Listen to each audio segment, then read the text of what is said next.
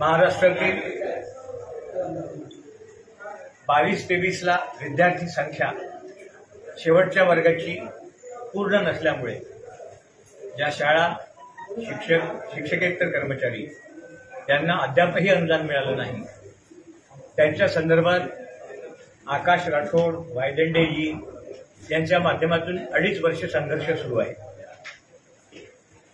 मागील 2.5 वर्षात समीर सावंत यांनी आम्हाला सांगितलं होतं की 14 ऑक्टोबरचा GR मध्ये तुमचा मुद्दा आहे, 24-25ला विद्यार्थी संख्या असल्यामुळे तुम्हाला अनुदान मिळेल। त्यानुसार आपण शिक्षणाधिकारी कार्यालयाकडून एका शाळेचं रिजेक्शनचं पत्रही मिळवलं, त्यावर कारवाई सुरू होती।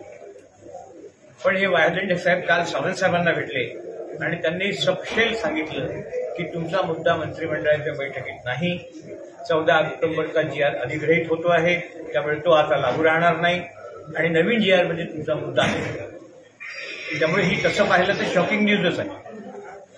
परंतु मी आज तुमच्या सगळ्या बांधवांना घेऊन काही संबंधित अधिकाऱ्यांना भेटलो। याच्यावर आपला एकच उपाय आहे की शिक्षण मंत्र्यांसोबत एक बैठक अर्जंट करावी लागणार आहे। त्याच्यासाठी मी मंगळवारी इथं वायदंडे सरांना सोबत घेऊन येईल आणि शिक्षण मंत्र्यांसोबत जितक्या लवकर या प्रश्नावर भेट लावता येईल तितक्या लवकर, म्हणजे 1 आठवड्याच्या आत ती बैठक लागेल अशी व्यवस्था करेल।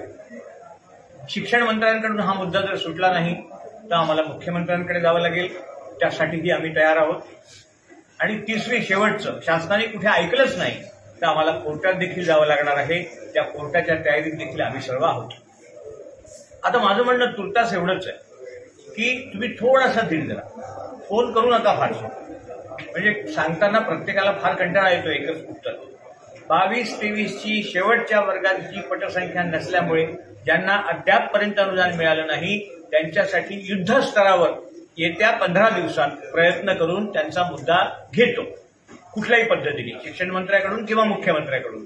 आणि झालंच नाही तर तुमच्यासाठी मी स्वतः 15 दिवसानंतर कोर्टात जातो। तुमचा एवढेच, तुम्ही पाठीवर हात ठेवून लढ म्हणा, लढतोय। धन्यवाद।